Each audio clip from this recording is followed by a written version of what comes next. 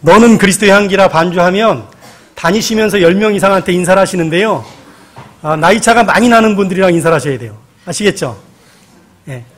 지금부터 10명 이상에게 인사를 하십시오. 반갑습니다. 이렇게. 다니시면서 다 밖으로 나오세요. 다 밖으로 나오셔서 인사를. 네, 밖으로 나오셔서 인사를 하셔야 돼요. 동성은 안아주시고, 이성이랑은 악수하시고, 이렇게.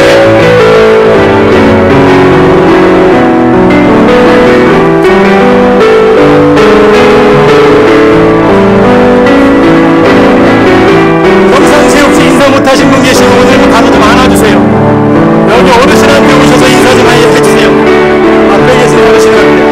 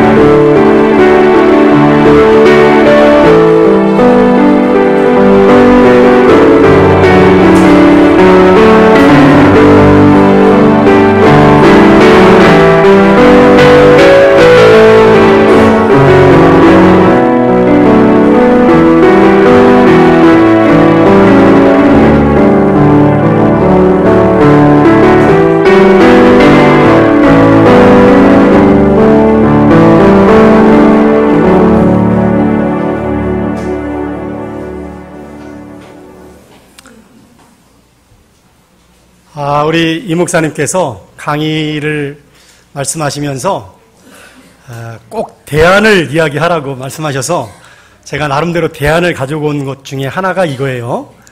근데 교회에 오시면 가능하면 많은 분들이랑 인사를 하세요. 많은 분들이랑 인사하시고 안아주시고 그 다음에 또 악수도 하시고 그 다음에 자녀들한테는 맛있는 걸 사주셔야 돼요. 네, 요즘 아이들은 싸가지가 없어서 네, 떡볶이 사줄게 그러면 이렇게 얘기합니다. 제가 돈을 보탤 테니 피자를 사주세요. 이렇게 피자를 사주셔야 됩니다. 아멘을 안 하시는데 어떡하냐 얘들아? 아멘을 안 하신다 지금. 짜장면을 사주세요.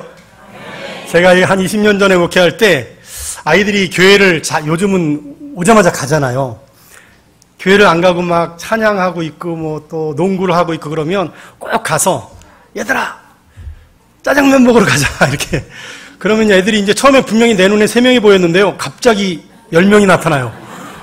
다 먹고 그 다음에 이제 그러면 그 다음 주에는 애들이 옆에 와서 이렇게 기다리고 있어요. 이렇게 막 저기 100m 앞에서 인사하고 막 그래요. 네, 먹는 거에 은혜가 있는 것입니다. 네. 자녀들한테 뭐 요즘 피자로도 별로 감동이 안 되면 글쎄요. 계속 그 단가를 높여야 될지 모르겠지만 어쨌든 중요한 건 우리가 얼마큼 서로 친밀하게 사랑할 수 있느냐, 사랑의 공동체를 이룰 수 있느냐라고 하는 부분이라고 생각이 드는데 영상을 먼저 하나 보겠습니다. 오늘 제가 영상을 3개나 보여드릴 건데요. 영상을 먼저 하나 보고 말씀을 나누도록 하겠습니다. 네. 자, 영상을 보고 시키는 대로 하셔야 돼요. 영상을 보고 마음에 남는 단어 하나를 써보세요. 강의 한 다 드렸는데 그냥 볼펜 없으면 마음으로 딱 써보세요. 자, 그 다음에 그냥 마음에 남는 단어. 네, 하나. 볼펜 뒤에 있으니까. 볼펜 없는 사람 손 드세요. 볼펜 받으셔요. 편안하게 합시다. 편안하게. 거룩한 예배 시간이지만 오늘은 조금 편안하게 진행할 겁니다. 네, 흉보시면 안 돼요. 자, 시간 많이 안 드릴 거고요. 나중에 또 하실 거니까. 자, 그러면 쓰셨죠? 자, 옆 사람이랑 2사람씩 짝을 지세요.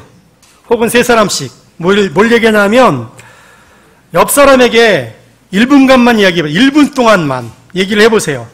왜 그렇게 생각하는지. 나는 왜 그렇게 생각한다. 그냥 표현하시면 되는 거예요. 나는 왜 그렇게 생각한다. 자, 옆 사람한테 먼저 나이가 많으신 분이 얘기하세요. 많으신 분이. 나는 그 영상을 보고 이 단어가 떠올랐어요. 왜냐하면 이렇게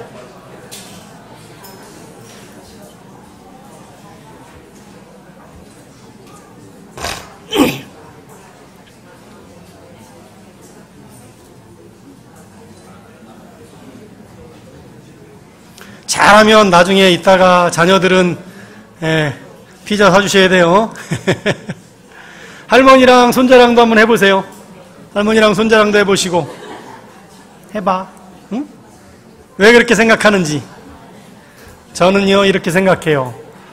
나는 이렇게 생각한단다. 뭐 이렇게. 제가 여기 가로를 많이 놓고 왔는데요. 이거 나중에 버리지 마시고 열심히 적고 나중에 안 보시더라고요. 나중에 한번 가족들끼리 한번 쭉 한번 보시면 큰 도움이 될 거예요. 짧은 시간인데 굉장히 많은 내용을 담아서 어쨌든.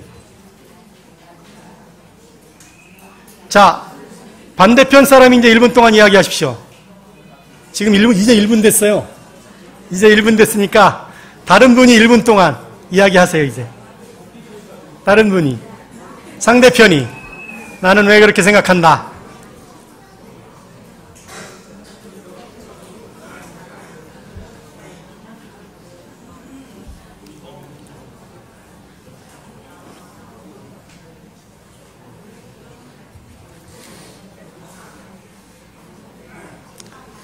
자, 이제 저를 보시겠습니까? 시간이 좀 모자라도 양해해 주세요.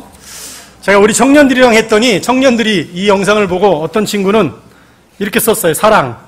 혈연 관계가 없음에도 장애아를 책임지고 기른 어머니의 모습을 보고 사랑은 선천적, 후천적 인간관계에서 비롯되는 것이 아니라 마음에서 우러난다는 사실을 느낄 수 있었습니다.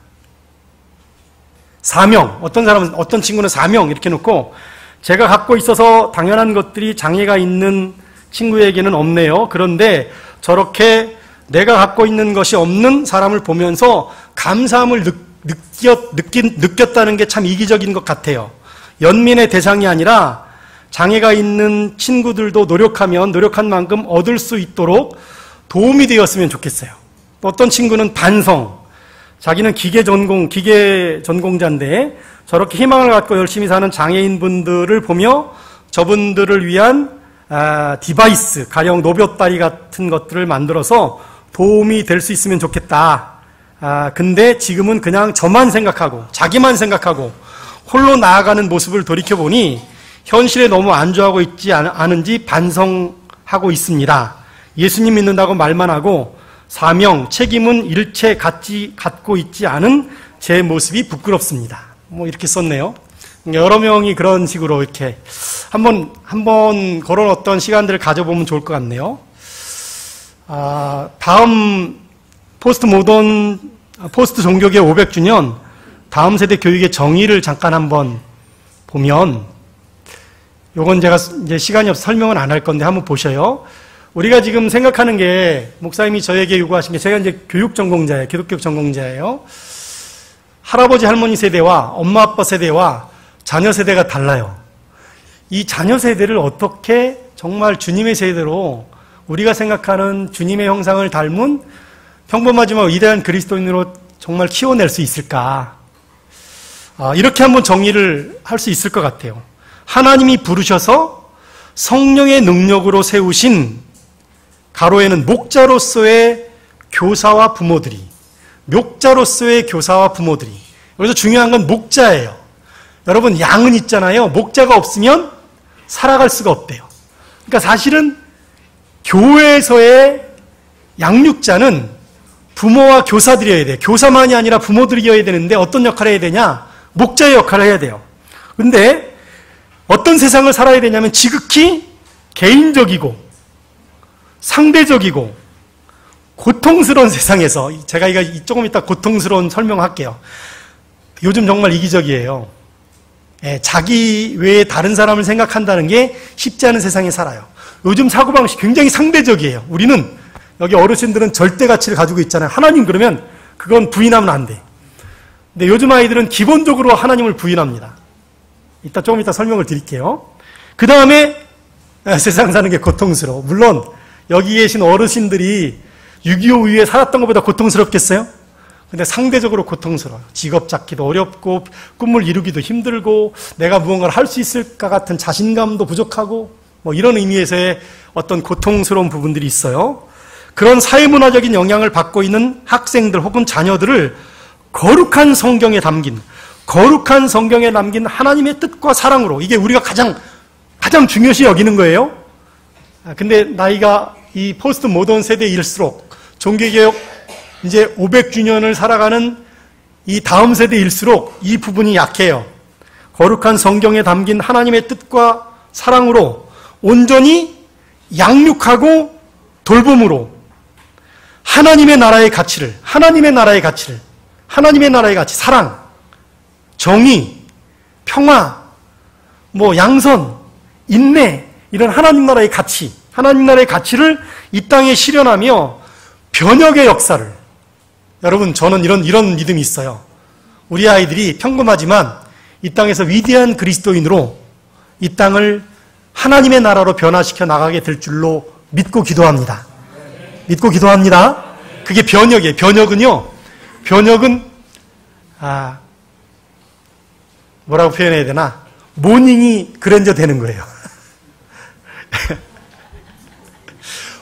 정말로 이성적으로 상상할 수 없는 놀라운 역사가 내 삶과 내 사역 속에서 일어나는 거예요.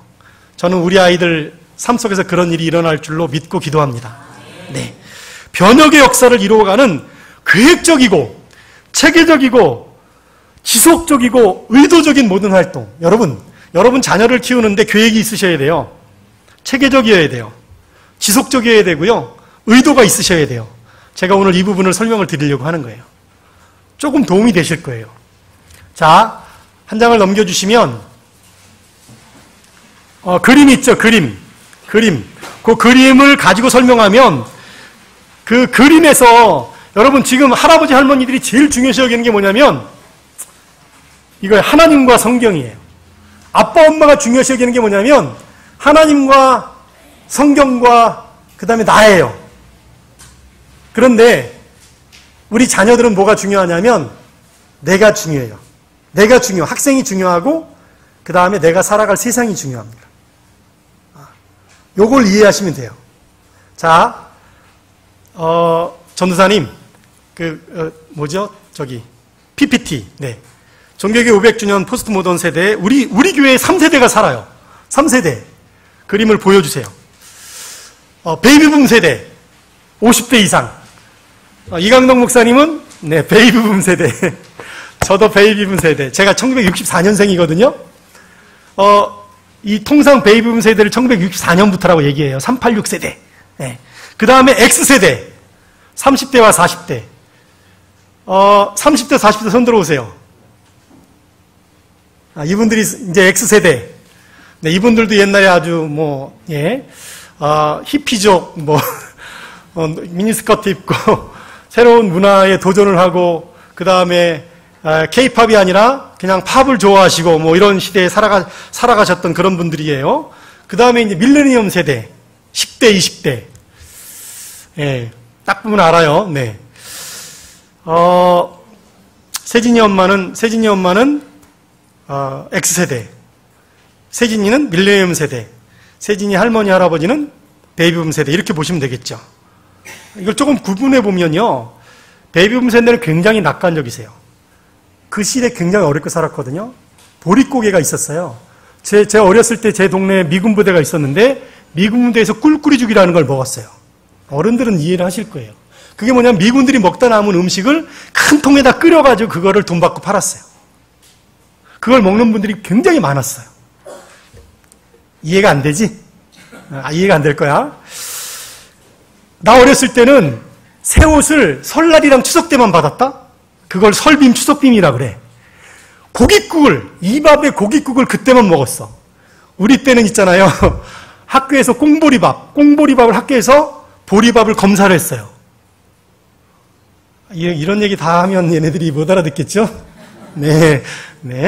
지금은 다 이렇게, 어쨌든, 그래도 굉장히 낙관적이었어요. 내가 열심히 살면 나는 부자가 될 거야. 우리나라는 잘 사는 나라가 될 거야. 나는 성공할 거야. 낙관적이었어요.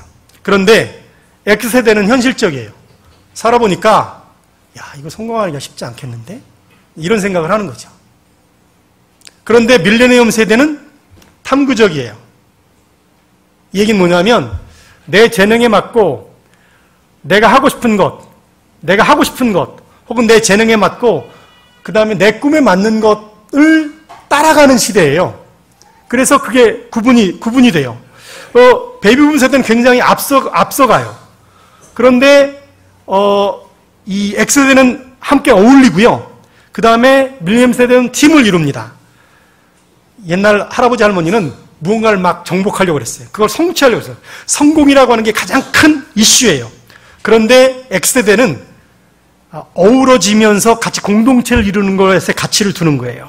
그리고 밀레니엄 시대는 같이 협동해서 갑니다. 최근에 이슈가 됐던 굉장히 개인적이면서도 뭔가 팀을 이루려고 하는 게 왜 초등학교 아이들이 운동회 하는데 우리 같으면 열심히 뛰어서 1등, 2등, 3등 해가지고 공책 받아야 되는 거잖아요. 내가 1등 해야 되는 거잖아요. 걔네들이 막 뛰다가 약간 장애가 있는 아이가 넘어졌어요. 어떻게 했는지 아세요? 나머지 아이들이? 다 기다리고 있다가 다 손잡고 같이 들어갔어요. 그걸 보고, 그러니까 한편으로는 우리 아이들을 보고, 야, 쟤들이 자기밖에 몰라 이러는데, 다른 한편으로 보면 이 아이들은 내가 중요한 것만큼 제 친구, 저 친구도 같이 가야지 하는 마음이 있는 거죠. 어렸을 때 우리 할아버지 할머니들은 어쨌든 성과를 이루어야 돼요. 그런데 이 아빠 엄마들은 가는 과정이 중요해요. 그리고 지금 밀레니엄 세대는 뭔가 진보를 이루어야 돼요. 할아버지 할머니들은 일이 굉장히 중요해요. 일. 그래서 여러분 그거 이해하셔야 돼요. 옛날에 할아버지 할머니들은요. 정말로 열심히 땀 흘려서 자녀들을 키우는 게 자녀들을 사랑하는 거예요. 사실 X세대도 마찬가지예요. 너무너무 바쁘고 힘드니까 야근하면서 열심히 최선을 다해서 일하죠. 그게 여러분 사랑하는 거예요. 그런데 그러면서도 눈치 봐요. 예. 아내의 눈치를 봐요. 그리고 자녀들 눈치를 보고 일찍 와서 시간을 가져요. 자녀들 데리고 공원도 나가고 토요일 되면 모두 해요. 피크닉도 가고 그게 좀 과해가지고 막 주일날도 가죠. 옛날 어르신들은 주일 범하면 큰일 나는 걸 아는데 요즘은 그냥 놀러 가서 거기 가서 이제 주일 예배 드리죠. 여기 10대, 20대는 뭐예요? 네, 놀러 가는 것도 중요한 신앙의 행위인 것처럼 생각하는 거예요. 꼭 놀러 가서도 예배 드려야 돼? 이렇게 이제 말하는 거죠. 약간 차이가 있어요. 요 표만 가지고도 굉장히 많은 걸 설명할 수 있지만, 그 다음 구절로 제가 정리를 하나 했는데요. 뭐냐면, 보세요. 베이비 부모가 낙관적이고 세계를 바꾸기 원해요. 와, 원변 비전이 있어요. 근데 현실은 정말로 그때는 먹을 것도 없었고, 입을 것도 부족했고, 집도 지금처럼 좋은 집이 아니었어요. 그런데 세계를 품고 막 나아갔어요. X세대가 현실적이고 세상의 변화 속에서 살아남기를 원해요. 왜냐하면 살아가다가 보니까 너무 경쟁이 심하고 경쟁이 심한 중에 내가 직업을 가지고 일하는 것 자체만 가지고도 감사한 그런 조건들이 거기에 존재했던 것이죠. 그런데 밀레니엄 시대는 세계가 아니라 공동체를 누리는 것. 내가 공동체 속에서 내가 누구인가가 인정되어지고 소속감을 느끼고 친밀감을 느끼고 내 존재가 확인되어지는 게 중요한 거예요. 옛날 같으면 1등 하는 게 중요해요. 그리고 1등이 반장했어요. 지금은 넌 1등해. 나는 운동할 거야. 나는 춤출 거야. 나는 만들 거야. 자기 개성이 중요한 거예요. 그래서 지금은 반장을 1등이 하지 않아요. 그냥 원하는 사람이 해요. 그렇게 세상이 이제 바뀌어가고 있는 것이죠.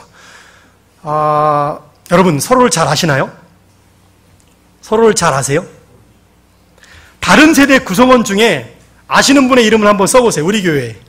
자, 거기 지금, 여러분, 다른 세대 구성원 중에 내가 아는 분의 이름을, 다른 세대, 예를 들면 할아버지 할머니 같으면 X세대와 밀레니엄 세대, 특별히 손자, 손녀들, 내 손자, 손녀 말고 다른 손자, 손녀의 이름 한번 써보세요. 자녀들 이름 한번 써보세요. 이름을 써보시고 세 사람만 써보세요. 많이 쓰지 마시고. 그 사람에게 필요한 게 뭘까요? 필요한 거 한번 써보세요. 가면서 이 친구한테 필요한 게 뭘까? 할아버지한테 필요한 게 뭘까? 아빠한테 필요한 게 뭘까? 우리 선생님한테 필요한 게 뭘까? 어느 집사님한테 필요한 게 뭘까? 한번 써보시라는 거죠.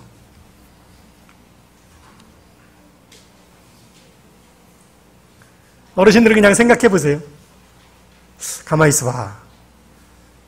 우리 아들 친구 김집사한테 필요한 게 뭐지? 한번 생각해 보세요. 그 손자한테 필요한 게 뭘까? 그놈은 대학을 가야 돼요. 근데 여러분, 그 대학을 가야 될 그 친구는 그게 아니라는 걸 아셔야 됩니다.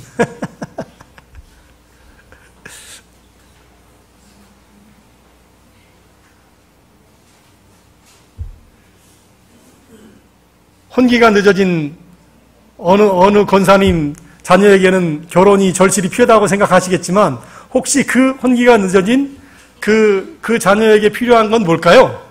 한번 생각해 보세요.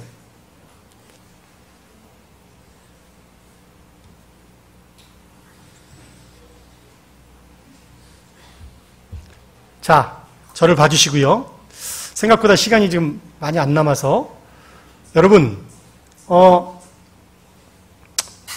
지금은 종교개혁 500주년, 종교개혁이 일어난 1500년 이후에 이제 500년이 된 이 시점에서 지금은 우리를 이제 밀레니엄 시대, 포스트 모던 시대, 이렇게 이야기를 하는 이 시대에, 이 베이비붐 세대들 중에서도 20%는 포스트 모던적인 사고를 가지고 계시답니다. 20%는 포스트 모던적인 사고를. 그 다음에 X세대 중에서 50%가 포스트 모던적인 그런 사고를 가지고 계시대요. 그 다음에 밀레니엄 세대 중에서 70%가 이 포스트 모던적인 사고를 가지고 계신데요. 그걸 한마디로 이야기하면 그건 지극히 개인적이고 상대적이고 그 다음에 다원적인 사고를 가지고 계신 거거든요. 그 사고를 가지고 계신 그 세대에게 나타나는 사회문화적인 몇 가지 현상들이 있어요. 요건 조금 이해를 하시는 게 필요한데요. 첫 번째가 뭐냐면, 포스트 모던 세대는 대개 자신이 경제적으로 어두운 미래를 맞을 것이라고 생각한대요. 어두운 미래. 여러분, 앞으로 캥거루족이 늘어납니다. 뭐냐면, 내가 직업을 가지고, 그 다음에 직장을 가져서 독립해야 되는데, 독립할 돈이 생기지 않아요. 그래서 어떻게 해요? 다시 집으로 들어옵니다. 다시 엄마 아빠한테 들어온단 말이에요. 집 근처에 살게 되는 일이 많아지게 될 거예요.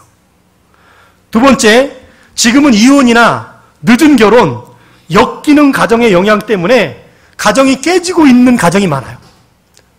가정이 깨지는 가정들이, 교회 안에서도 그런 가정들이 이제 들어와요. 생기는 게 아니라 들어옵니다. 그 들어오는, 여러분, 가정이 예를 들면 한부모 가정들이 교회 안에 많이 들어올 수 있는 그런 교회가 되기를 주님의 이름으로 축원합니다. 그렇게 준비되어질 수 있어야 되는데, 그러려면 그들을 포용할 수 있는 공동체, 예를 들면 옛날 같으면 죄송합니다 이렇게 표현해서, 여기 좀 자녀들이 있어서 좀 그렇게 하는데, 어른들이 왜 이혼을 했어? 그냥 참고 살지. 근데 X세대는 그걸 못 참습니다. 밀레니엄 세대는 더 마찬가지일 수 있겠죠. 왜냐하면 내가 중요하니까.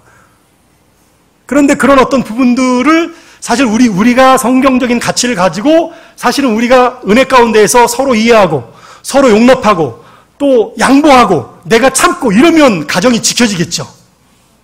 그렇죠. 그러니까 그게 신앙의 가치가 있는 것이죠. 그런데 그렇지 않은 세상, 여기 교회 밖의 세상이 그렇지 않은 세상을 지금 말하는 거예요. 그런데 그런 세상에서 살아간 아이들이 어떤 것을 느끼냐면요, 부모가 이혼한 자녀는 성인이 되어서도 그 이혼 때문에 성격이나 다른 사람을 신뢰하는 능력이나 관계에 대한 기대나 변화에 직면할 수 있는 능력이 영향을 받는다는 거예요. 그러니까 훨씬 더 많이 돌봄의 대상이 된다, 이런 거죠. 여러분, 그들은 제도를 믿지 않고 명령 계통을 별로 중요하게 여기지 않습니다. 이강덕 목사님이 굉장히 이렇게 이 교회에서는 이 말씀 한마디가 중요하지만, 그러나 이게 10년 전이나 그 전보다는, 예를 들면 권위가 아니라, 그래서 이제 아까도 제가 봤을 때 예를 들면 실행위원회에서, 권사회에서, 어디에서 결정했다고 그러시잖아요. 지금은 모든 사람의 의견이 다 중요해요.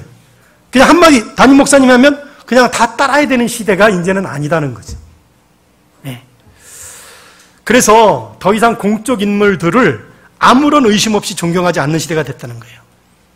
중요한 건 뭐냐면, 말로 진술된 것이 아니라 자신에 대한 사회적 시각 대신에 친구와 또래들이 자신에 대해 생각하는 것에 대해서 가치를 부여하는 시대라는 거예요. 그래서 그들은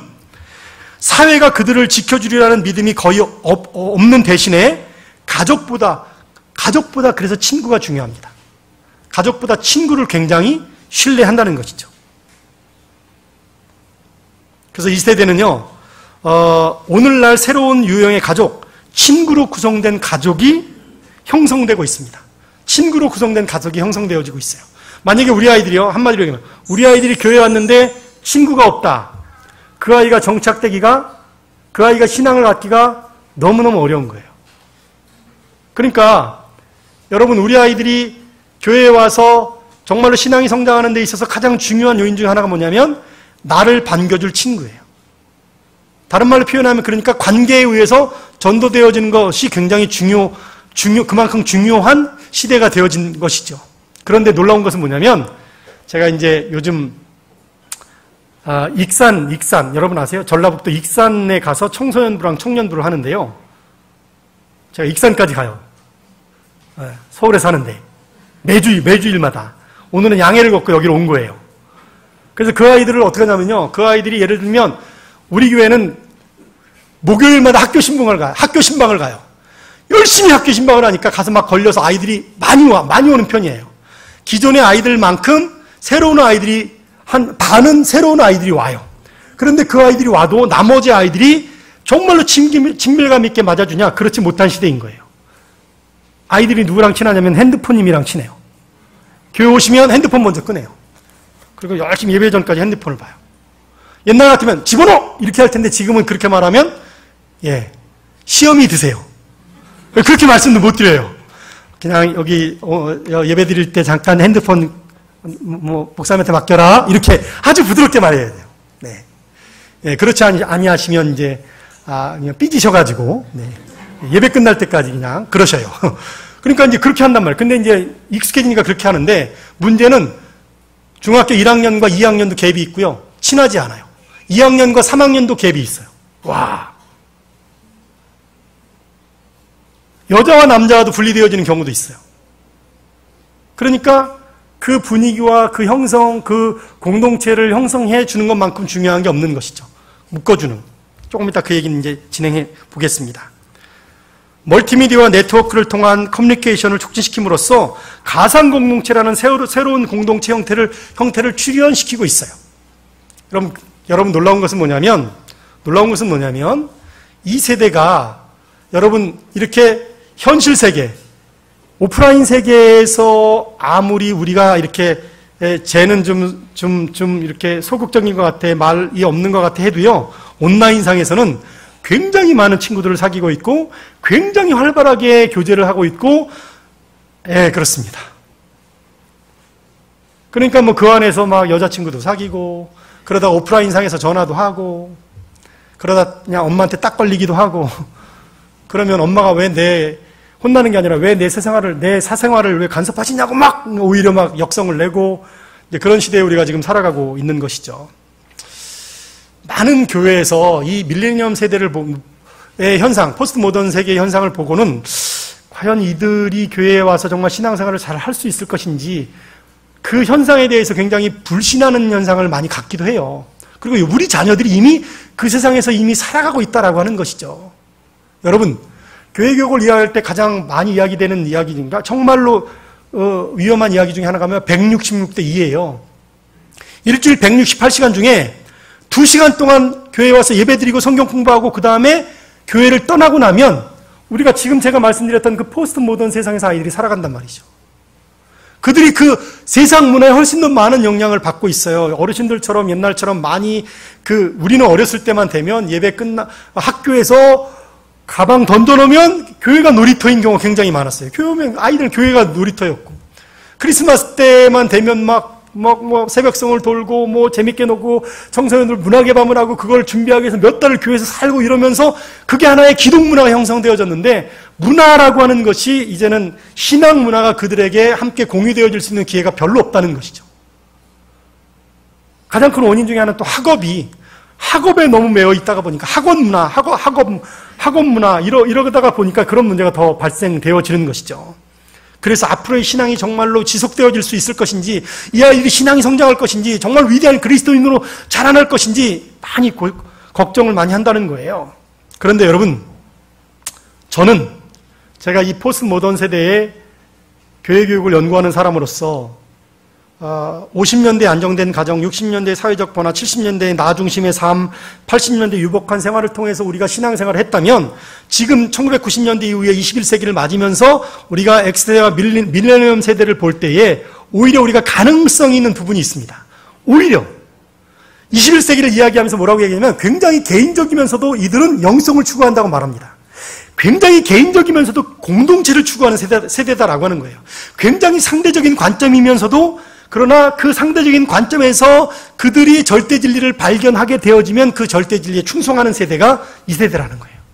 그러니까 본인의 의사에 의해서 신앙이 결정되어지고 결정된 신앙에 의해서 비전을 키울 수 있는 세대가 바로 여러분 손자, 손녀들, 여러분 자녀들입니다. 여러분 자녀들을 믿어주셔야 돼요. 여러분, 영상을 하나 더 보겠는데요. 이 3세대 통합을 할 수 있는, 제가 지금 이 세대에 우리가 해결할 수 있는 하나의 어떤 그 키가 되는 영상 하나를 준비했는데 잠깐 보시겠습니다. 옆에 누가 앉아 계신가요? 네, 옆 사람 한번 보셔요. 사랑스러우세요? 끔찍하세요? 네, 옆 사람한테 사랑한다고, 존경한다고 한번 고백을 해보세요. 네, 사랑합니다. 존경합니다. 지금 이 표현을 자꾸 어색해 하지 않게 할 수 있는 가정이면, 교회면, 여러분 정말로 앞으로 10년이 희망차입니다. 이 표현을 자주 쓰셔야 돼요. 그래서, 그러니까 이제 아무리 이 3세대가 같이 사는데 이 문화적인 격차가 점점 격심해지는데 이 세대에 있어서 정말로 다른 세대를 통합할 수 있는 가장 중요한 열쇠가 뭐냐면 이해하고 사랑으로 새로운 관계를 형성하는 거예요. 이해와 사랑으로 새로운 관계를 형성하는 것입니다. 그 이해하면, 예를 들면 할아버지 할머니가 손자 손녀를, 특별히 아빠 엄마가 자녀들을 어떻게 이해하느냐. 넌 왜 그렇게 생각하니? 왜 이렇게 말하니? 왜 그렇게밖에 못하니? 이게 아니라 그 아이들이 현재의 삶 속에서 당하는 문화적인 상황에서, 신앙적인 상황에서의 이야기를 학업이든지 아니면 이성적인 문제든지 앞으로 진로의 문제든지 그 부분들을 이해하고 사랑하면 새로운 관계를 형성할 수 있어요.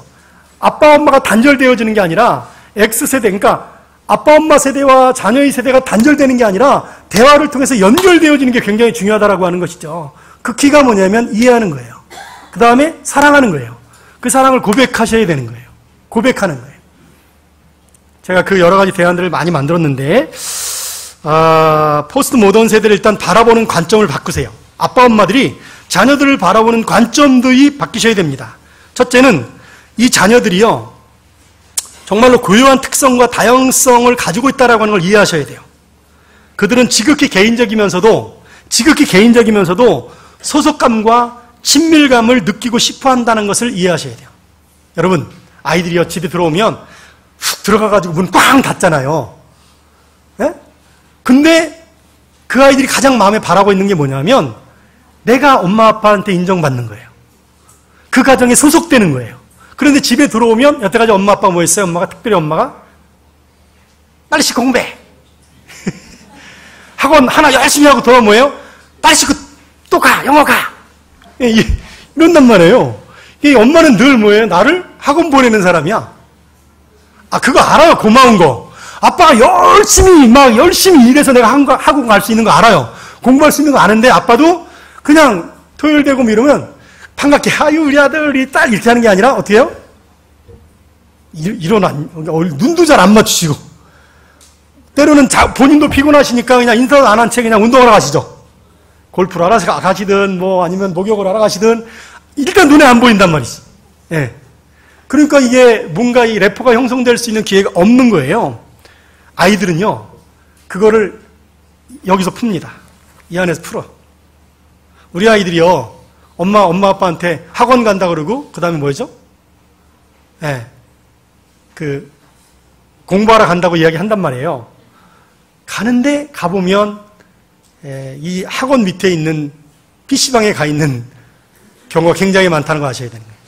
통계가 말하는데요. 우리나라 통계에 우리나라 아이들이 이 컴퓨터 게임하는 주말에, 토요일 주일날 컴퓨터 컴퓨터 게임을 하는 평균 시간이 8시간입니다. 평균 시간 8시간. 제가 익산에 있는 아이들이요, 중고등부 아이들이 굉장히, 그러니까 열심히 전도해서 많이 오는 편인데, 토요일 날 예를 들면 만나서 막 밥을 사주고, 그 다음에 같이 삼겹살을 먹고, 열심히 해요. 그러고 나서 약속을 해요.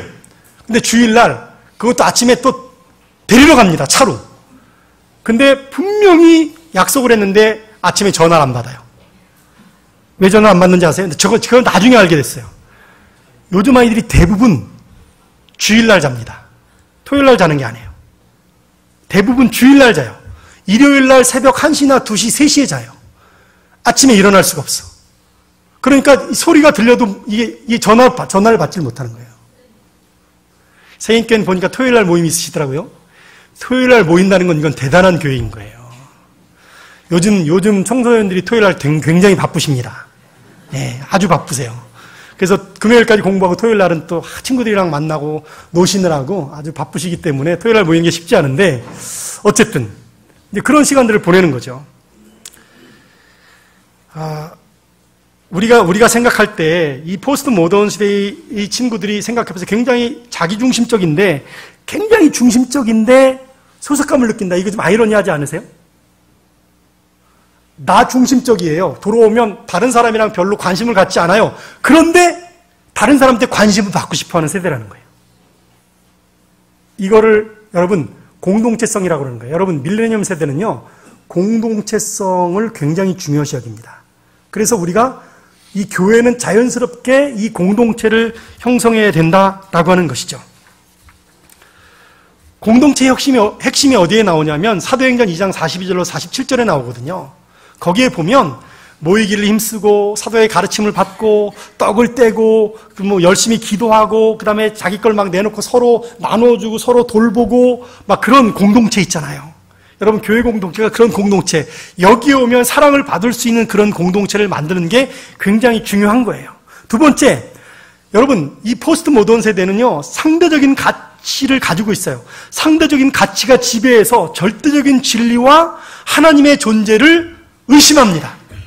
기본적으로 하나님의 존재를 의심해요.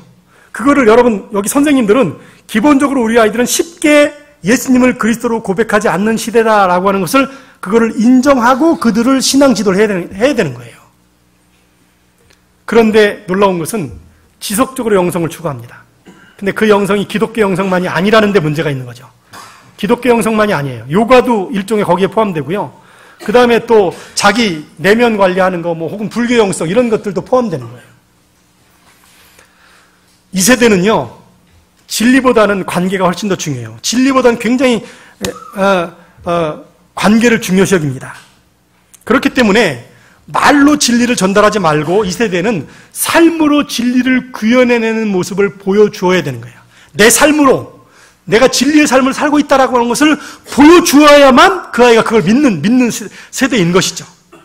그래서 여러분 오늘 이 시대에 정말로 중요한 게 뭐냐면 모델링이에요. 엄마 아빠의 삶이 모델링이 되어야 그 아이가 그리스도인으로 자라납니다. 쉽지 않죠. 엄마 아빠가 옛날 교회만 보내면 신앙생활 잘할 거라고 생각하는데 선생님들의 삶이 모델링이 되어야 그 아이들이 주님의 제자로 자라날 수 있는 거예요. 지금 세대는 그냥 말로 야, 너 오늘 성경 배웠으니까 넌 예수 믿을 거야. 이게 안 되는 거죠. 이 성경은 위대한 것입니다. 모든 성경은 하나님의 감동으로 된 것으로 교훈과 책망과 바르게 함과 의로 교육하게 유익하고 하나님의 사람을 온전케 하고 선한 일을 행할 능력이 이 성경에 있습니다. 할렐루야. 그런데 성경을 안 읽는데 뭐. 여러분 그거 하세요? 요즘 아이들 성경 안 읽어요. 어떻게 하실 거냐고. 저희들 중고등학교 때만 돼도 이 성경 이거 한 번 1독, 2독, 3독 막 했단 말이에요. 성경 퀴즈대회 하면 막 요한복음 열심히 읽어 성경 퀴즈대회 하고. 이걸 삶으로 모델링해서 이것 때문에 이 하나님의 말씀 때문에 내가 이렇게 산다라고 하는 걸 보여주어야 비로소 이 성경을 열 겁니다. 쉽지 않죠? 쉽지 않은 세대를 살아가는 거예요. 세 번째는 외롭고 고통스러운 사회 속에서 삶의 가치를 증명하고 싶어 합니다. 여러분, 우리 아이들이 되게 생각이 없는 것 같은데 그렇지 않아요. 정의, 평화, 사랑, 생각하면서 왜 세상이 정의롭지 못해요? 왜 쟤는 공부도 안 해? 요즘 TV에서만 그런 거 나오잖아요. 왜 누구 백으로 거길 들어가요? 이게 말이 돼요? 삶의 가치를 굉장히 중요시 여긴단 말이에요. 그렇기 때문에 그렇지 않은 세상에 그러면 둘 중에 하나가 딱 나타나는 거예요. 그 세상을 바꾸려고 하든지 아니면 그 세상은 포기하든지. 그래서 자살도 늘어나고 그래서 술, 음주, 마약 이런 게 늘어나는 이유가 그런 거예요. 열심히 해도 안 돼. 이 세상은 안 되는 건데 뭐 이렇게 돼버리는 이게 극단적인 현상들이 나타나는 것이죠. 세상은 여전히 고통스럽잖아요. 그러니까 기독교인들조차도 세상과 타협하면서 뭔가 내가 살아가려고 하는 모습을 여러분들은 그렇게 생각 안 하시겠지만 본성적으로 요즘 아이들이 그거를 굉장히 증오합니다. 아세요? 아니 기독교인들이 왜 그래? 아까 기도하실 때 기독교회가 그 모습을 세상에 보이니까 그게 부끄러운 거예요. 그래서 가난한 신자가 늘어나는 거예요. 나는 예수님은 못 버려. 정말 예수님은 귀한 분이야. 근데 교회가 왜 그래요? 이렇게 되는 거죠. 여러분 우리 아이들 같이 있으니까 정말로 우리 아이들에게 부끄럽지 않아야 되고 물론 그렇다고 얘기해도 우리 아이들이 그러면 정말로 뭔가 정말 멋지게 세상을 탑하고 사냐? 아니 포기를 더 많이 하는 것 같아. 의롭게 사는 것보다 그냥 공부도 포기하고 뭐 수포자 뭐 이렇게 결혼도 포기하고 뭐 혼밥 쪽, 혼술 쪽 요즘 막 나오잖아요. 그죠? 그러니까 우리가 중요한 건 뭐냐면 그럼에도 불구하고 하나님이 나를 끊임없이 돌보셨다, 함께 하셨다라고 하는 것을 좀 증거하는 삶을 살아가는 게 중요한 것이죠. 여러분, 이 세대를 세우는 방안 첫 번째는 뭐냐면 그래서 소속감과 친밀감을 느끼는 성경적인 공동체를 형성하셔야 돼요. 소속감과 친밀감을 느끼는 성경적인 공동체를 느끼셔야 돼요. 옆 사람 한번 보셔요. 저를 잠깐만 봐주실래요? 여러분, 옆 사람이랑 여러분, 옆 사람, 뒷사람이랑 그 공동체세요? 공동체. 성경적인 공동체. 내가 교회를 나와요. 내가 새인교회 교인이에요. 그래서 우리가 지금 셀로 모였어요. 아니면 지금 어린이교회, 저는 그렇게 표현하는 어린이교회로 모였어요. 청소년교회로 모였어요. 자, 청소년들이 모였어요. 그게 공동체입니까? 제가 아까 뭐라 그랬냐면 공동체의 원형은 초대교회라고 그랬고 초대교회는 모이기를 힘쓰고 그 다음에 뭐 사도의 가르침을 받고 그 다음에 기도하고 그 다음에 서로 돌보고 서로 격려하고 자기 것을 팔아가지고 막 나눠줬어요. 없는 사람한테 막 나눠주고 그 사람을 이해하고 그랬어요. 공동체, 그 공동체를 이루자는 거예요.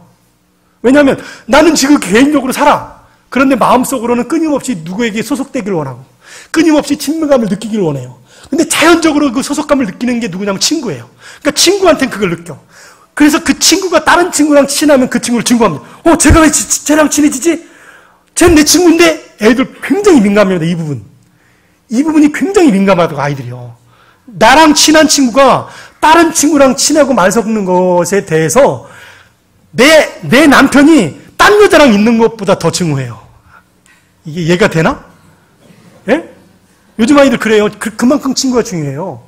근데 교회가 우리 아이들을 잘 훈련시켜서 예를 들면 고등학교 2학년 아이들 훈련을 잘 시켜서 고등학교 1학년 아이들 뭐 이런 애들 잘 돌보고 중학교 3학년 아이들 잘 훈련시켜서 중학교 2학년 돌보고 1학년 돌봐야 되는데 뭐라 그랬어요 원래는? 중학교 3학년은 중학교 3학년이고 중학교 2학년은 중학교 2학년이라니까. 이 공동체를 형성한다는 게 쉽지 않은 거예요. 제가 몇 가지를 말씀을 드리는데 첫 번째는 포스트 모던 세대를 이해하고 격려할 수 있는 일단 시간을 가지셔야 돼요. 첫 번째 방법은 뭐냐면 모든 예배와 소그룹 모임에서 자신의 삶과 신앙 이야기를 서로 나눠야 돼요. 무슨 얘기냐면 이 목사님 이런 거예요. 예를 들면 이 예배 시간에 한 3분 간증식을 시키는 거예요. 하나님이 나를 이렇게 신실하게 돌보셨다. 지난 일주일 동안 난 이런 감사한 일이 있었다. 내가 이런 어려움 중에 난 이런 감사한 일이 있었다. 여러분 이 소그룹 모임 중에 예를 들면 여러분 소그룹 모임, 셀 모임이나 아니면 여러분 반 있잖아요. 어린이, 청소년, 청년. 그 반에서 아이들과 함께 하나님이 나를 이렇게 돌보셨다. 그 자기의 삶의 이야기를 하는 거예요. 두 번째는 소속된 부서와 다음 세대 모임에서 식탁 교제와 신방을 하는 거예요. 아이들이 예배가 끝나고 나면, 낮 예배가 끝나면 집에 가는 게 아니라 식탁 교제를 하는 거예요. 제가 저희 교회 가서 뭘 만들었냐면요. 제가 청소년 교회 모임에 아이들이 밥 먹고 그냥 가니까 교회 밥이 아이들한테 안 맞아요. 선생님들이랑 의논을 했어요. 그랬더니 선생님들이 그러면 목사님 저희들이 반찬을 싸올게 이렇게 된 거예요. 그래서 선생님들이 그날부터 반찬을 싸우기 시작했어요. 뭐 예를 들면 소세지도 해오고 그 다음에 또 뭐 돼지고기도 무쳐오고 그걸 이제 이렇게 돼지 불고기도 해오고 이렇게 반찬을 해오기 시작한 거예요. 그래가지고 이제 식당에 가가지고 청소년교회만 모여가지고 이제 반찬을 내놓고 같이 먹었어요. 그러니까 이제 다들 째려보더라고요, 처음에는. 그러니까 제가 반예배 시간에 내가 양해를 구했어요. 우리 애들이 예배 끝나면 그냥 손살같이 도망간다. 근데 우리 아이들 중에 반은 여러분 믿지 않는 부모의 자녀들입니다. 걔들을 뭔가 돌보는 모임 중에 첫 번째가 걔들 밥을 먹이는 거라서 선생님들이 지금 반찬을 싸운 겁니다. 이해를 해주세요. 이렇게 양해를 구했다니까요. 밥 먹고 끝나고 나면 또 손살까지 또 갑니다. 가지 못하게 또 그 아이들 데리고 뭐예요? 농구도 하고 데리고 또 또 2차로 어디도 가고 뭐 그런 모임을 갖자라고 하는 것이죠. 가정에서 매주 토요일마다 가정의 날 모임 같은 거 한번 해보실랍니까? 제가 미국에 갔더니 게이트웨이 처치라고 하는 데서 이렇게 하는 거예요. 뭐냐면요. 매월 첫째 주는 아빠의 날이에요. 매월 둘째 주는 엄마의 날이고 셋째 주는 아들의 날이고 넷째 주는 딸의 날이에요. 뭐 하는 거냐면요. 첫째 주 토요일 날 아빠의 날은 아빠가 원하는 것을 가족들이 다 하는 거예요. 아빠가 낚시 가자. 딸이 그냥 낚시를 그냥 막 혐오해. 근데 따라가야 돼. 무슨 얘기인지 아시죠? 설명하지 않아도 무슨 얘기인지 아시겠죠? 이게요. 하루가 다 필요한 게 아니에요. 한나절만 해도 돼요. 한나절. 아들이 야구를 좋아해. 온 가족이 가서 야구하는 거예요. 3시간 동안. 매주 하지 않아도 돼요. 한 달에 한 번씩만 그날을 정해도 돼요. 지금 내가 필요한 게 뭐예요? 핵심 뭐예요? 따라서 하시죠. 시간을 함께 하세요. 시간을 함께 하라는 거예요. 그 시간이 해결해 줄 거예요. 소속감을. 그 시간이 친밀감을 해결해 주실 겁니다. 이 사람들이 소속할 수 있는 공간을 만들어야 돼요. 교회도 이 공간을 만드셔야 돼요. 첫째는 공적 공간. 일단 예배 시간에 아까 우리 찬양 뭐 불렀죠? 목사님 부르실 때 너는 그리스도의 향기라. 이런 노래를 부르면서 제가 어느 교회 갔더니요. 이렇게 제가 아까 시켰던 것처럼 하는 거예요. 근데 그걸 한 5분 정도 하시는 거예요. 5분 동안 다니면서 다 인사하는 거예요. 전부 다. 교회 규모가 커지면 커지는 대로 예를 들면 그 규모대로 막 인사를 하시는 거예요. 그래서 특별히 또 이제 아프다가 지난주에 뭐 한 달 동안 못 나오신 분 계시면 가가지고 막 안아주기도 하고 막 어떠셨어요? 막 이렇게 얘기도 하고 막 이런 시간을 갖는 거예요. 두 번째는 사회적 공간.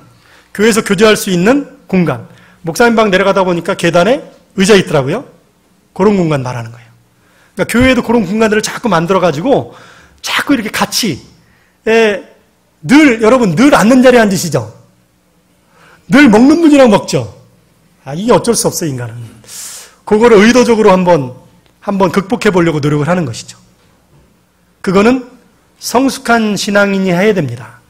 성숙한 신앙인이 먼저 다가가야 그 일이 가능한 거예요. 청년교회든 청소년교회든 또 여러분 어른들이든 마찬가지인 거죠. 부모가 자녀에게 먼저 다가가는 것처럼. 아까 우리 영상 하나 봤잖아요. 자녀들이 부모에 대해서 감사하고 있습니다. 표현을 못할 뿐이지. 그 영상 보면서 또 그래 나도 딸을 낳았어야 되는 건데 혹시 이런 분이 계시 아들들이 아빠 존경하고 있다는 걸 아셔야 돼요. 말은 안 해도. 그 다음에 세 번째 인격적인 공간. 그 인격적인 공간이 소그룹 공동체예요. 셀이죠. 교회에서. 그 모임에서 다 이야기하는 거예요. 그 시간 막 10분, 20분, 30분이어도 상관없어요. 자기 이야기를 많이 하십시오. 그래서 요즘은 우리 이 목사님은 성경 공부를 굉장히 중요시 여기시겠지만 성경 공부 시간을 약간 줄이고 이 시간, 삶의 이야기 시간을 더 많이 늘리는 거예요. 상대적으로. 그래서 삶의 이야기가 성경으로 증명되어지도록 하는 거죠. 네, 지난주에 이런 감사한 일이 있었습니다. 이런 감사한 일이 있었습니다. 그 다음에 친밀한 공간. 친구나 부부들의 공간을 만드는 거예요. 어떤 교회에는 제가 이 말씀을 드렸더니 이걸 하시던데요. 40대 수련회, 50대 수련회, 30대 수련회, 이거 하는 거예요. 30대 수련회, 자녀들 맡겨놓고 30대 수련회, 40대 수련회. 와, 뭐 40대끼리 막 뭐 공감대가 너무 많아가지고 할 얘기 막 이 부부들과 친구들과의 친밀한 가가지고 막 삼겹살 구워 먹어가면서 1박 2일 하는 거죠. 금요일 날 갔다가 토요일 뭐 그런 모임을 갖는 거예요. 시간을 내서. 자, 두 번째, 소그룹 사역을 강화해서 참된 교회를 이루는 거예요. 소그룹 모임은 초대교회의 모델을 삶에서 실현하는 가치가 있는데요. 사도행전 2장 42절로 47절이 참된 교회의 이상을 담고 있는 거예요. 여러분, 이 참된 교회는 뭐가 있냐면 한번 따라서 하실래요? 예배, 교육, 교제, 봉사, 전도. 이게 참된 교회의 모델인 거예요. 세인교회는 이 참된 교회가 되기 위해서 첫 번째 제가 강조하고 싶은 게 뭐냐면 참된 공동체를 이루시라는 거예요. 참된 공동체를 이루기 위해서 모이기를 힘쓰고 사랑의 교제를 나누세요. 제가 지금까지 얘기했어요. 그 다음에 여러분, 누가 참된 교제를 나누냐면요, 성숙한 신앙인이 그 일을 합니다. 그러기 위해서는 성경 공부를 강화하셔야 돼요. 성경 공부를 통해서 성숙한 그리스도인들을 키워내면 그 성숙한 그리스도인들이 또 다른 사람에게 시간을 내서 다가가게 되어 있는 것이죠. 그럼 무슨 일이 벌어지냐? 예배와 기도가 풍성해집니다. 여러분, 성경 공부로 성숙한 기도인들이 생기고 그 다음에 사랑의 교제를 나누게 되면 지금보다 예배가 훨씬 더 풍성해집니다. 예배와 기도를 통해서 하나님의 임재를 체험하고 하나님께 영광을 돌리게 되는 것이죠. 그러면 그 기쁨을 세상을 향하여 나가서 전도하게 됩니다. 전도를 통해서 포스트 모던 세대가 하나님의 형상과 삶의 희망을 회복할 수 있도록 나도 이렇게 희망차게 산다. 당신도 희망이 있을 수 있다. 전하는 거죠. 그 다음에 헌신적인 봉사와 섬김을 통해서 하나님 나라를 이루는 것이. 여러분, 오늘 가서 이 지역사회 청소하시는 거 아무것도 아닌 것 같은데요. 지역사회 사람들은 그걸 봅니다. 여러분, 그게 더 확대가 되어지는 거죠. 지역사회를 향한 정말로 헌신적인 봉사가 확대되어지게 되어지는 것이죠. 이 소그룹 사역의 강화를 위해서 다양한 방안들이 실천되는데 첫 번째는 참된 공동체를 이루기 위해서 바른 태도와 시간 투자가 필요합니다. 그다음 두 번째는 상호작용이 일어나는 성경 공부를 하셔야 됩니다. 상호작용이 일어나는 성경 공부. 세 번째는 소그룹에서 초월적인 하나님을 개념을 회복할 수 있도록 해야 되는 것이죠. 네 번째는 관계 전도와 이야기 전도가 포스트 모던 세대에 굉장히 적합합니다. 다섯 번째는 포스트 모던 세대가 헌신적인 봉사와 섬김으로 자신의 존재 가치를 발견할 수 있도록 돕는 것입니다. 동일한 이야기를 제가 조금 설명해서 풀어서 말씀을 드린 것입니다. 12시가 됐는데 목사님 어떡하죠? 조금 더 할까요? 여러분 죄송합니다. 제가 이 시간 대여를 못해서. 용서해 주실 거죠? 용서해 주세요.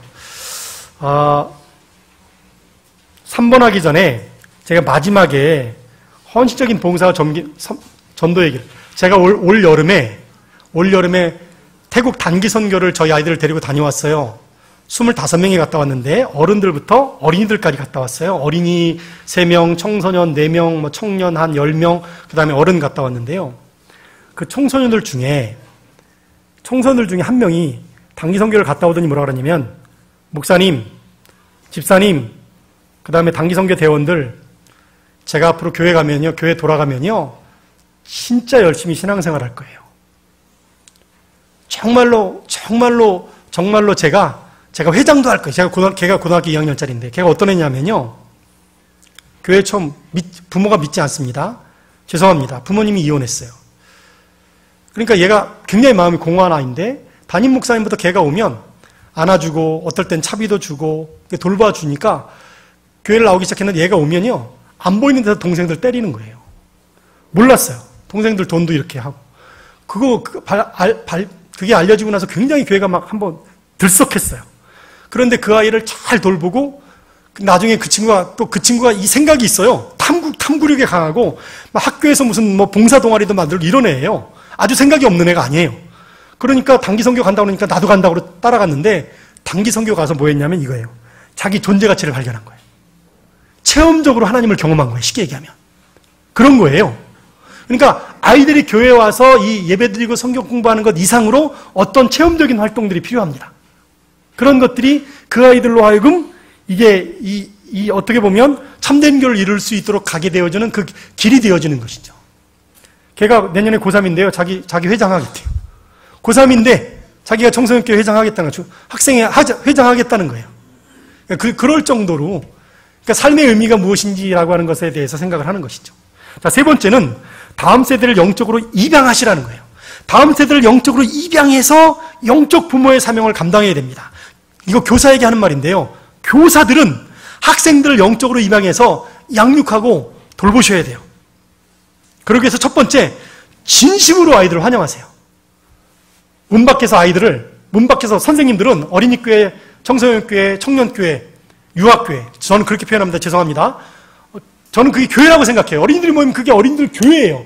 거기에 예배와 그 다음에 성경 공부와 교제와 봉사와 전도가 그 안에 있어야 되는 거죠. 예배 드리고 성경 공부하고 떠나가는 장소가 아니라 그게 교회가 돼야 되는 거예요. 그러려면 선생님들이 먼저 그 아이들을 대대적으로 환영하라는 거예요. 그 다음에 주간 중에 뭐예요? 중보기도 하셔야 돼요. 주간 중에 그 아이들을 데리고 중보기도 하셔야 되는 거예요. 그 다음에 주간 중에 한 번 이상 그 아이들 신방하셔야 돼요. 한 번 이상 전화 신방하셔야 돼요. 그리고 사이버상에서 그 아이들을 돌보셔야 돼요. 사이버상에서 카톡을 하든지 페이스북을 하든지. 그 다음에 그 아이들을 위해서 이 포스트 모던 세대를 이해하려고 최대한 노력하셔요. 독서가 필요합니다. 이 목사님은 1년에 100권도 읽으시는데 여러분, 이 포스트 모던이라고 하는 걸로 쳐도 그런 책들이 나와요. 포스트 모던 시대의 어린이 사역, 이런 책이 있어요. 한번 그 아이들을 이해하려고 한번 노력하는 선생님들이 되셨으면 좋겠습니다. 무엇보다 중요한 거는 선생님들이 말씀 생활과 기도 생활을 게을리 하시면 안 됩니다. 그 다음에 성도님들에게 부탁하는데 뭐냐면, 한 학생 입양 사역을 한번 해보시면 좋겠어요. 나는 세인교회가 믿지 않는 부모의 자녀들이 몇 명이나 나오는지 모르겠어요. 믿지 않는 부모의 자녀들을 여러분이 한 아이를 입양하십시오. 영적으로. 그 얘기 뭐냐면 1년에 몇 번씩 데려다 밥을 먹이시라는 거예요. 한번 해보세요. 제가 대안으로 한번 제안을 드려보는 거예요. 한번 교회학교랑 같이 한번 연합해가지고 이 아이가 새로 왔는데 이 아이를 영적으로 돌볼, 그걸 선생님은 선생님 나름대로, 그 다음에 가정에 여기 30, 40대 가정이 우리 자녀들과 함께 그 아이를 영적으로 입양해서 우리 밥 먹을 때 그 아이 초청해서 같이 밥 먹고 같이 한번 시간을 갖고 그런 걸 한번 해보라는 것이죠. 제가 영상을 하나 준비했는데 이거 영상 볼 시간 없는 것 같아요. 이따가 혹시 여러분이 보시면 마지막에 영상을 보고요. 자, 4번으로 넘어가겠습니다. 4번. 여러분, 성경의 가치를 삶으로 증명하는, 제가 아까 말씀드렸잖아요. 포스트 모던 세대는요, 이 성경의 중요성을 무엇으로 말하냐면, 삶으로 증명되어질 때 그걸 믿고 체험한다는 것이죠. 그래서 예수는 좋아하지만 교회는 거부하는 사람들에게 답을 주셔야 돼요. 그러려면 여러분, 우리의 신앙이 굉장히 실제적인 신앙으로 삶에서 증명되어져야 돼요. 내 말이, 내 행동이, 내 습관이. 아이들은 내 삶을 주목한다라고 하는 것을 아셔야 되는 거예요. 우리 아이들이 선생님들의 삶을 주목합니다. 우리 자녀들이 부모들의 삶을 주목한다는 것이죠. 그러니까 제도의 틀을 벗어버리고, 제도 권위 이거 아이들이 인정하지 않아요. 틀을 벗어버리고 성령이 인도하시는 삶. 여러분, 초대교회를 한번, 사도행전 2장을 한번 묵상해보세요. 초대교회의 삶을 가만히 묵상해보면 그들이 성령 받은 다음에 삶이 성령 중심의 삶으로 변화되어진 삶이 나타나게 되어진 것이죠. 그 다음에 주일에 소그룹으로 성경 공부와 교제할 수 있는 그런 시간들을 확보하시는 게 중요합니다. 아까 말씀드린 것처럼 함께 식사하고 함께 모이는 시간, 그런 모임들. 그래서 여러분, 성경 공부 그룹만이 아니라 봉사 그룹, 또 교제하는 그룹, 이제 등산, 아까 이제 단풍구경 가신다고 그랬는데 등산 그룹, 여러분 좋아하시는 그런 교제 그룹도 많이 만드시면 좋아요. 돌봄 그룹. 예를 들면 아까 말씀드린 것처럼 앞으로 그런 일이 벌어질 거예요. 그런 일이 우리가 돌봐야 될 대상이 있는 사람들, 그런 어떤 부분들, 그리고 이제 전도 그룹 같은 것들, 그런 것들을 만들자라고 하는 것이죠. 세 번째는 여러분, 고전적 영성을 회복해야 돼요. 여러분, 고전적 영성의 대표가 뭐냐면 청빈, 기도, 금식, 세 가지예요. 고전적 영성, 청빈, 가난한 자에게 관대함으로 물질과 탐욕의 권자를 전복하는 거예요. 기도, 여러분, 교만한 본성에 대항해서 정말로 하나님께 나의 삶을 드리고 나를 용서해달라고 구하는 거죠. 금식. 육체적인 그런 만족을 원하는 내적 충동을 극복하면서 육체적인 욕망에서 벗어나고자 하는 열망을 삶에서 실현하는 게 금식이에요. 한나절 금식을 하든지 하루 금식을 하든지 나를 한번 주님께 드려보는 시간을 갖는 것이죠. 네. 그리고 한국교회 전통적인 영성인 이런 철야 기도회나 혹은 수요 기도회 같은 것들도 회복이 꼭 필요하다고 저는 그렇게 생각을 합니다. 네 번째는 제자훈련을 실행해서 소그룹 사역의 기반을 마련해야 되는 거예요. 여러분 마태복음 28장 19절로 20절 말씀에 너희는 가서 모든 족속으로 제자를 삼아 아버지와 아들과 성령의 이름으로 세례를 주고 내가 분부한 모든 것을 가르쳐서 지키게 하라 그랬잖아요. 누구에게 주신 명령입니까? 나에게 주신 명령이죠. 가는 건 누가 가야 돼요? 가는 거 누가 가야 돼요?